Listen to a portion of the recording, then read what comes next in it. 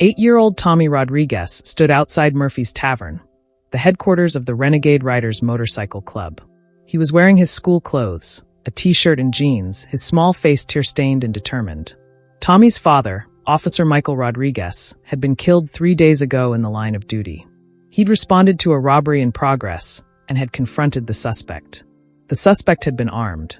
The confrontation had ended with Officer Rodriguez being shot multiple times. He died at the scene. The funeral was today.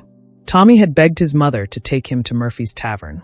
His mother, Diana, was confused. She didn't understand why her son wanted to go to a biker bar. But Tommy had insisted. "Please, Mom. I need to ask them something. It's important." Confused and emotionally exhausted, Diana had brought Tommy to the bar.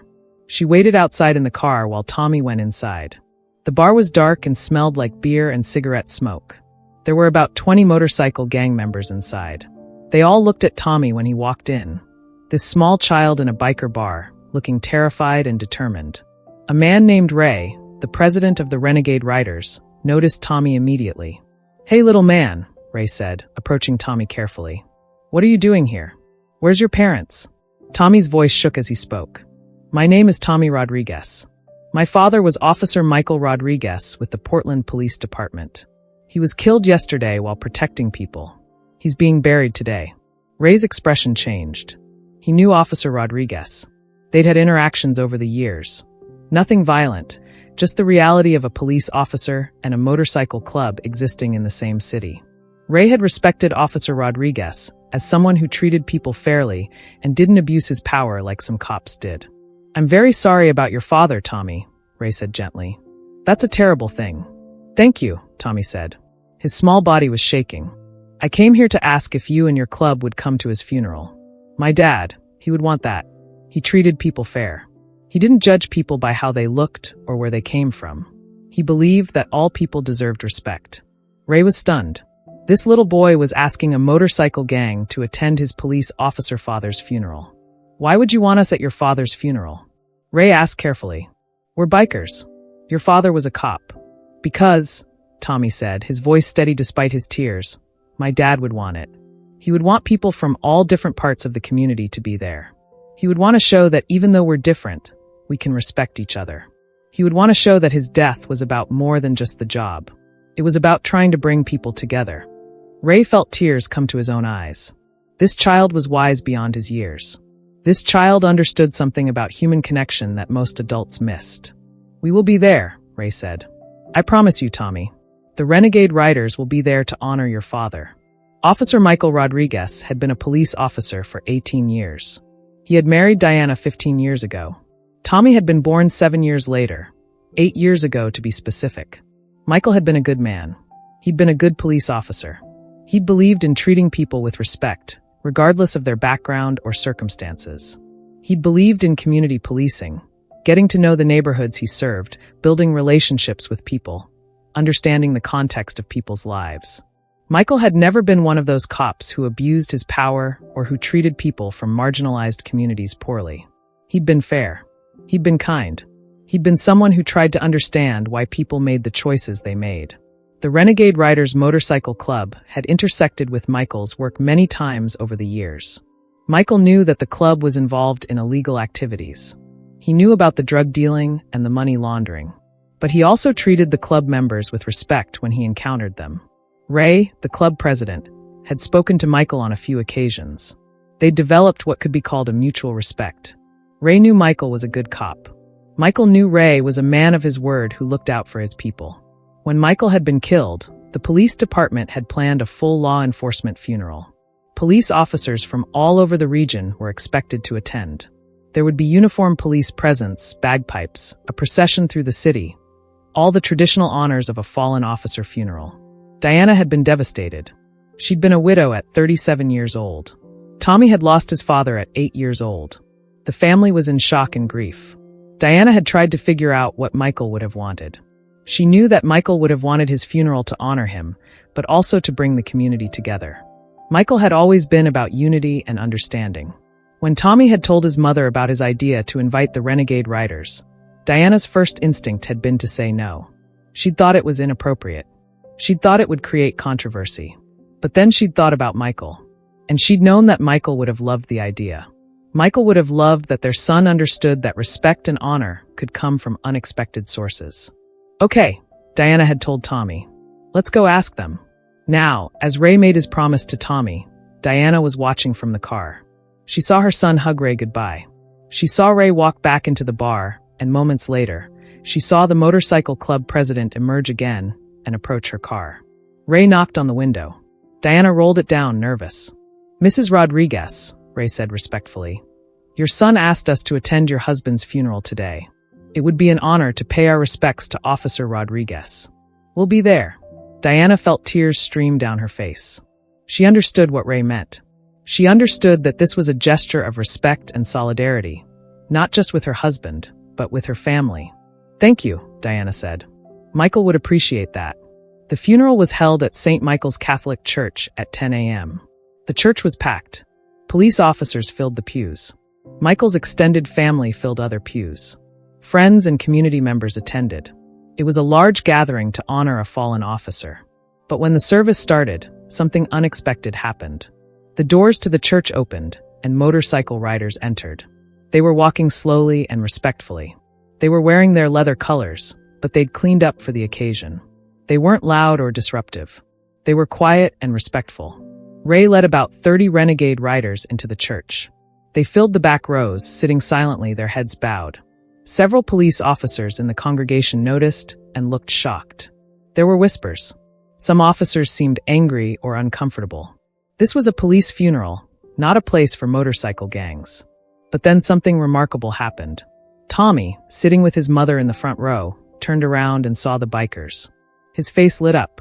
He stood up and waved at Ray, mouthing, "Thank you." Diana saw Tommy's reaction, and she understood the meaning of this moment.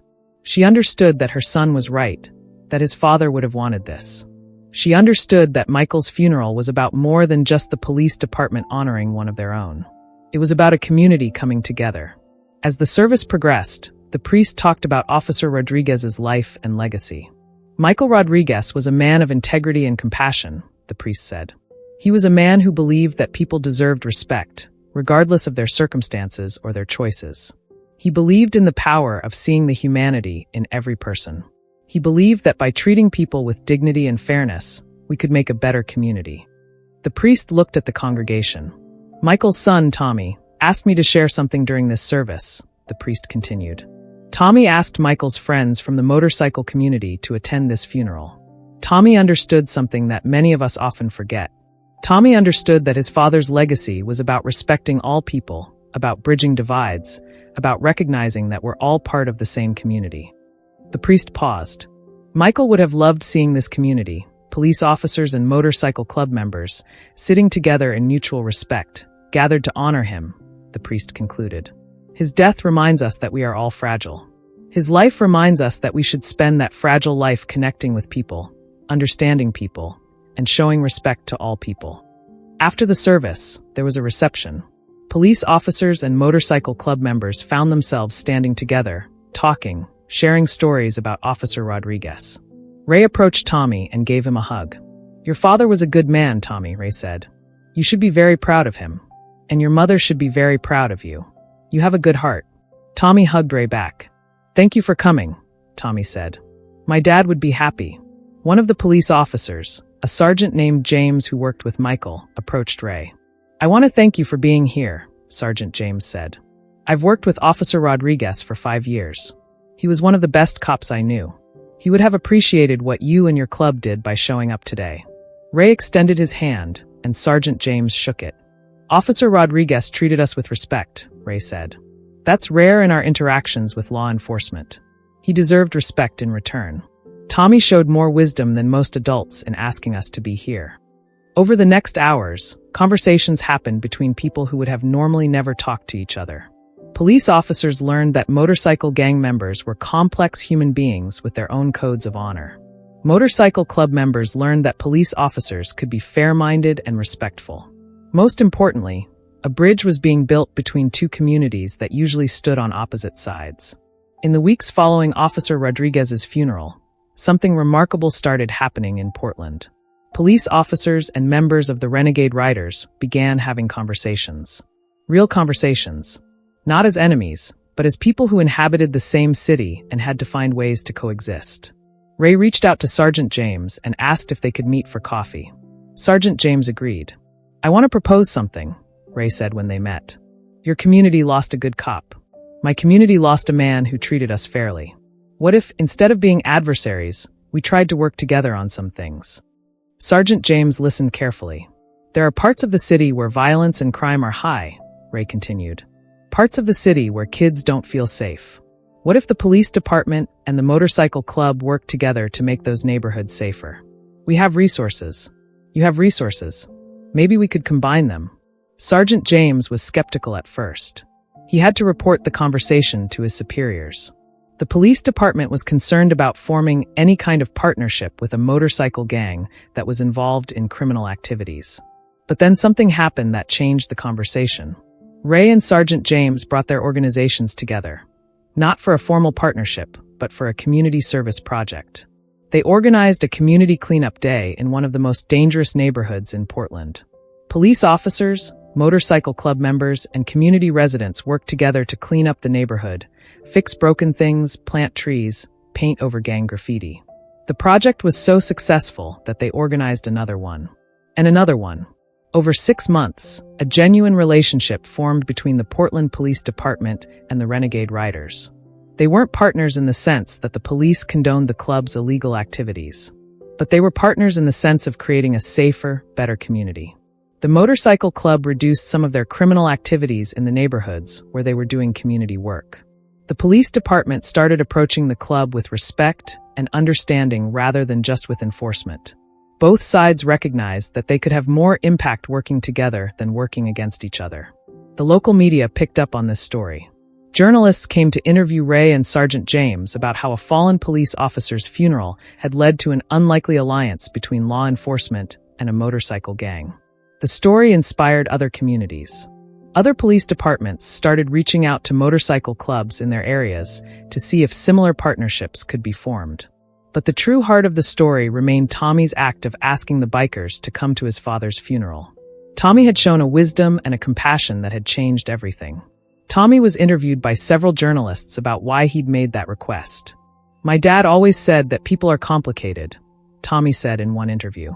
He said that just because someone is in a motorcycle gang doesn't mean they're bad people. He said that just because someone is a police officer doesn't mean they're good. He said we have to treat all people with respect and try to understand them. He paused, collecting himself.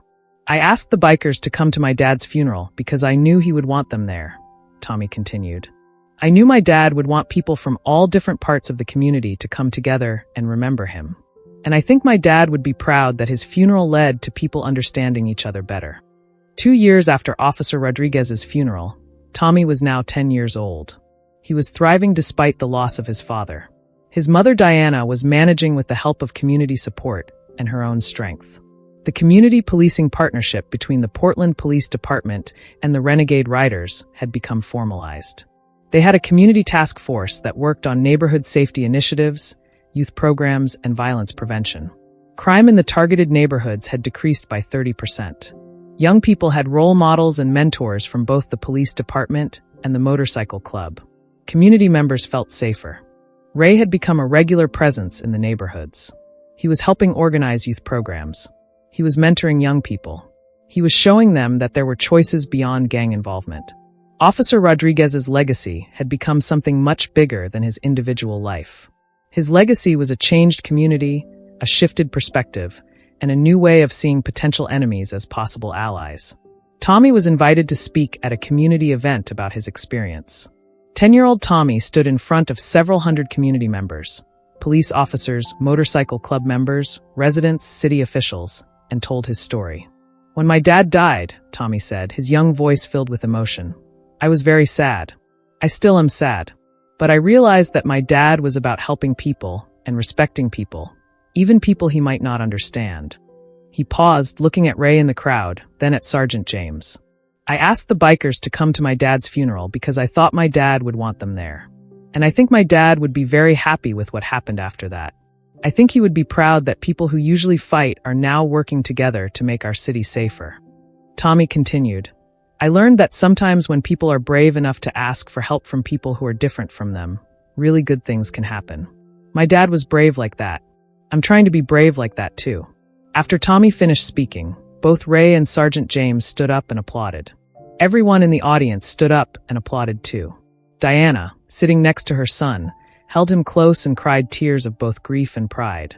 Years later, when Tommy was in college studying community development and social justice, he would write about his father's funeral and its impact on his city.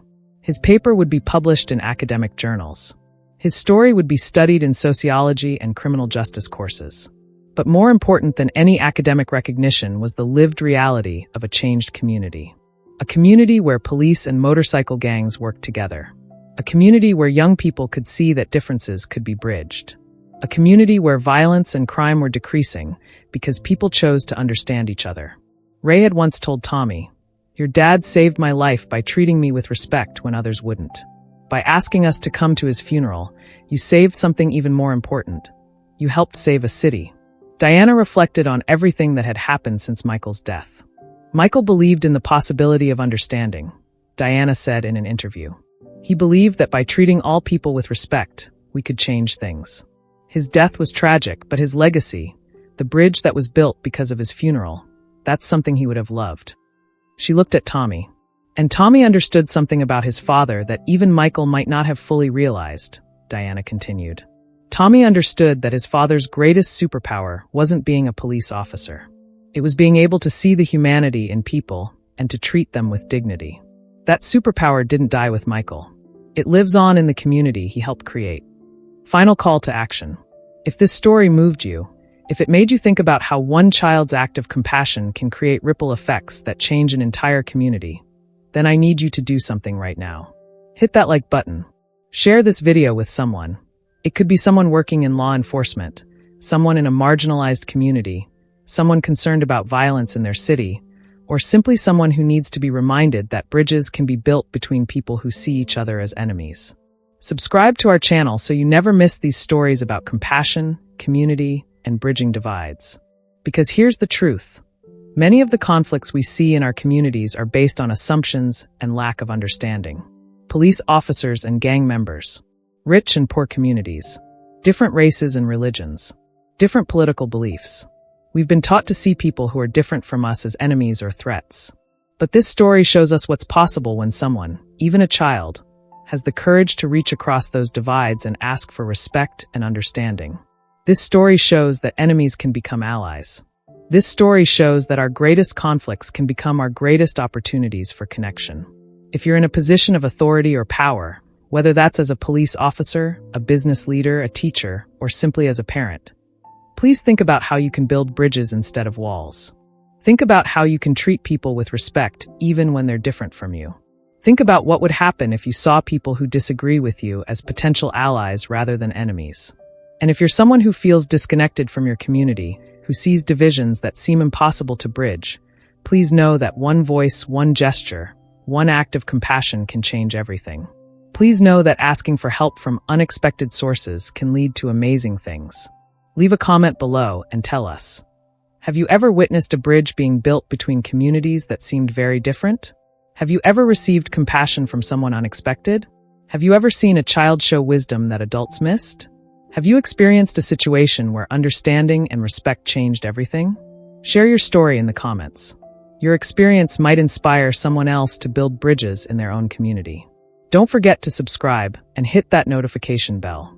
We release new stories every single week about real people who bridged divides, who chose compassion over conflict, and who changed their communities by seeing the humanity in everyone. We'll see you in the next video. Stay compassionate, stay connected, and remember, one person, one moment, one act of kindness can change an entire community. Thank you so much for watching.